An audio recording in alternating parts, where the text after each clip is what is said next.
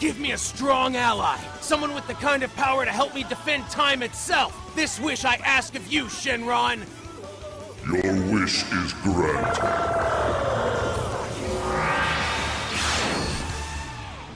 Just what the hell's going on? I thought you said you were gonna wait for this one. I know, I didn't stick to my guns. Just hear me out for a sec. For those unaware, in my Battle of Z review I posted, not too long ago, I stated that I wanted to wait for this game because I was sick and tired of letting Namco Bandai milking for me for all I was worth, and just giving me some shitty DBZ game. And why exactly did I buy this day one? Well, browsing the internet a day before its release here in the States, I saw people not only say it was an amazing DBZ game, but the best DBZ game of all time. Wait, what? I know there are some DBZ fans out there who will eat this shit up regardless of quality, but to say it passes the holy grail of DBZ games like Budokai 3 and Tenkaichi 3 was just unbelievable. How could I not be interested? I decided to pick the game up and follow through with my Battle of Z review to see if I was right this time around. I am making an oath, here and now, that if this game is shit, I will no longer support the Dragon Ball games. Or at least not buy them at full price. What is the final verdict here, folks? Welp, let's get right to the review. Oh yeah, and I'm playing the PS4 version. The PS3 and 360 versions are $10 cheaper, so perhaps they don't run as well or something, so keep that in mind. Let's start off with the story.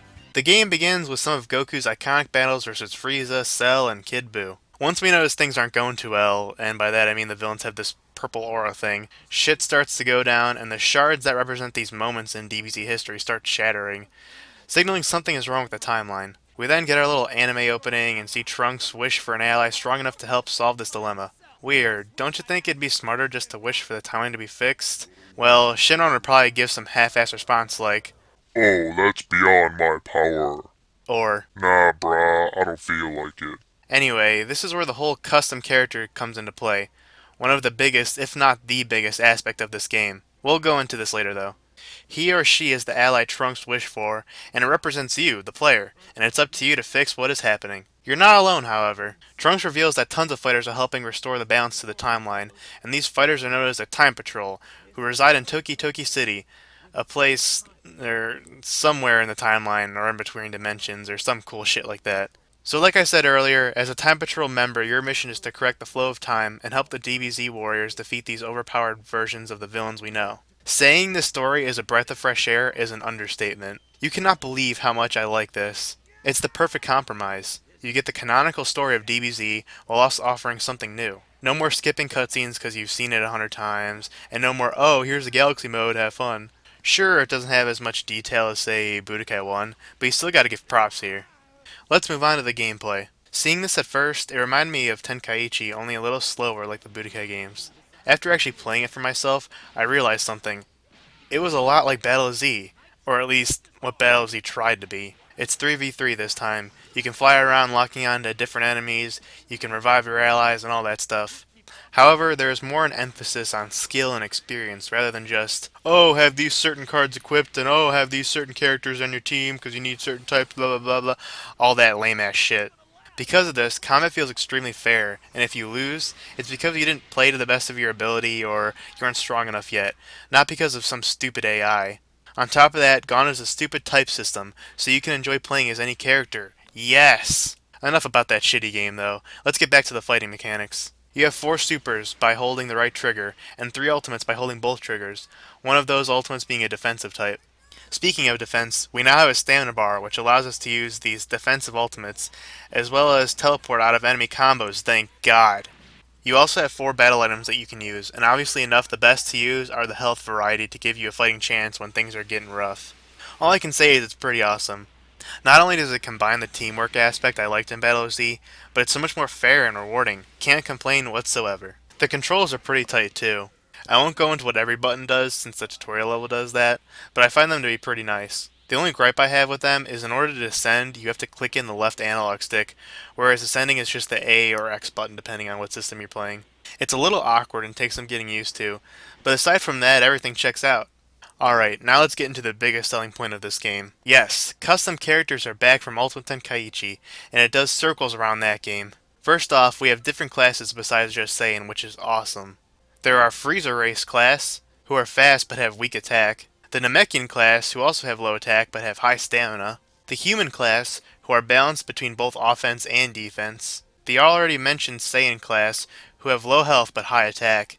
And finally, the Majin class, who have high defense but low stamina recovery, which admittedly is kinda weird because didn't Boo regenerate?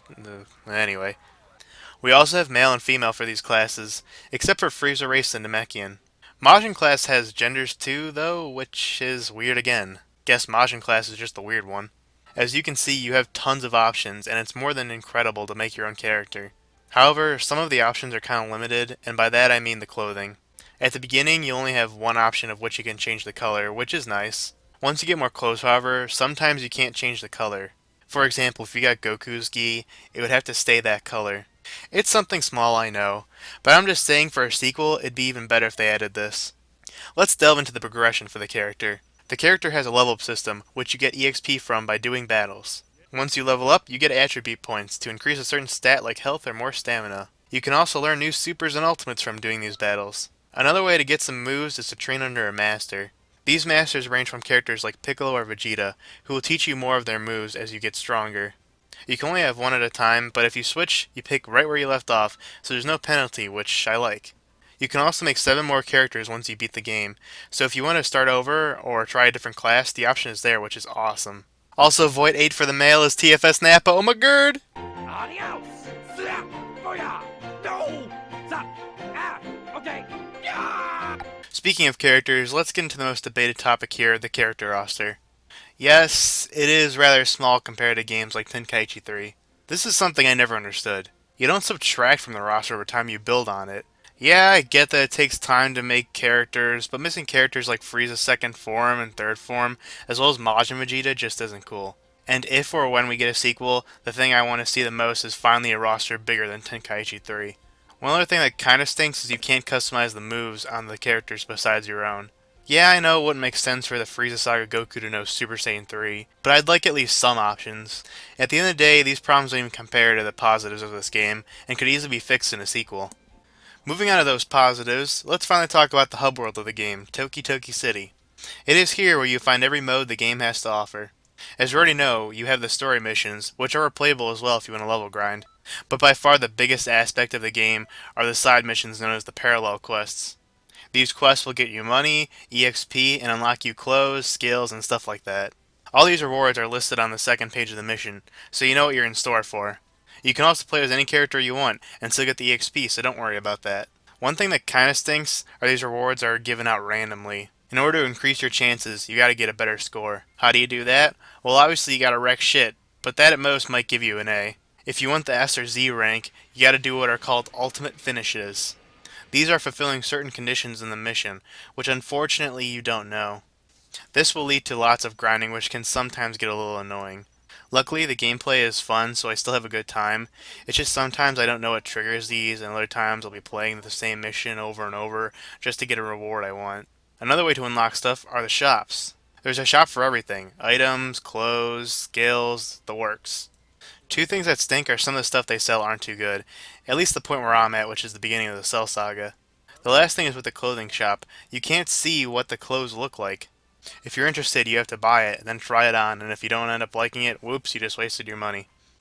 Another huge aspect in the game is the multiplayer. This game was meant to be played online, like an MMO, because every mode aside from the story has multiplayer. This by far is one of my favorite parts, and adds a whole nother layer of fun to the game. Going back to the grinding, yeah, it can get kind of annoying, but if you're grinding with a bunch of friends, it's nothing but good times ahead.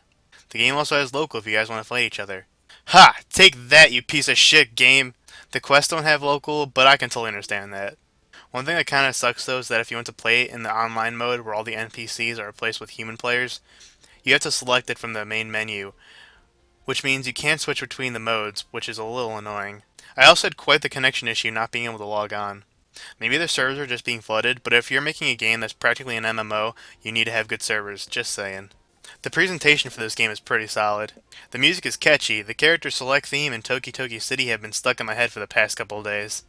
The graphics are pretty good, but not really breathtaking, which, since it's 3v3, it's understandable. At least it looks better than Battle OZ, and that's what matters most. The stages are pretty awesome too. You got destructible objects like buildings, and the stages feel pretty big while not being too big. The coolest one of them all is Space from Battle of Gods. It looks absolutely astonishing. Well guys, if you couldn't tell already, I absolutely love this game. It's loads of fun and keeps you entertained for hours and hours. I've already dumped like 10 plus hours, and like I said, I just started the Cell Saga. Not only that, but the multiplayer aspect is so friggin' fun. On top of that, all the problems I mentioned throughout the video are totally fixable in a sequel and aren't that big of a problem, just minor annoyances. Namco Bandai, I don't care what you have to do. Keep Dimps as the developer. They are the only developer who knows how to make a DBZ game. The question still stands though, is this the best DBZ game ever? That's where it gets a little fuzzy. Yes, this game is awesome, but the type of game I think deserves the title Best DBZ Game is a game that not only a fan can enjoy, but anyone. I honestly don't think Xenoverse fits that description. Yeah, it's amazing, and some people who aren't DBZ fans might find something to enjoy, but it requires a lot from the player. Not only is a game like Budokai 3 shorter and easier to get into, but the combat is a lot easier to grasp and is more at home with traditional fighters. That's not to say this game is bad, no, quite the opposite.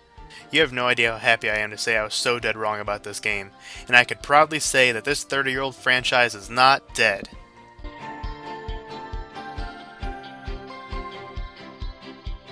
Hey guys, just want to say thanks for watching the review and hope you enjoyed it.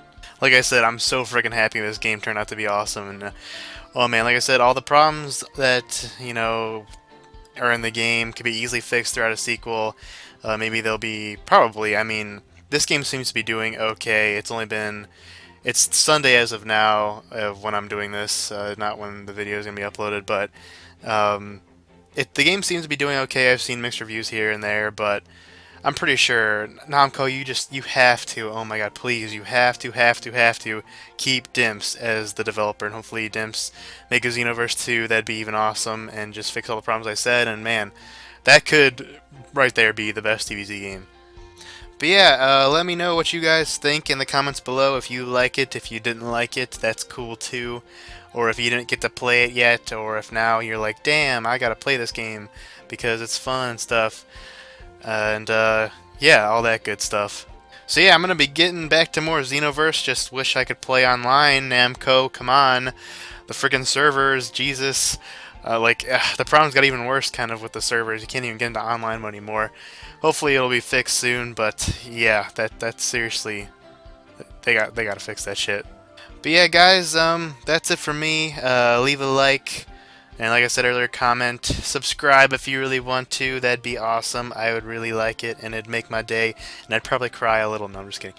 And if you guys want, you could hit me up to play Xenoverse. Like I said, I have the PS4 version.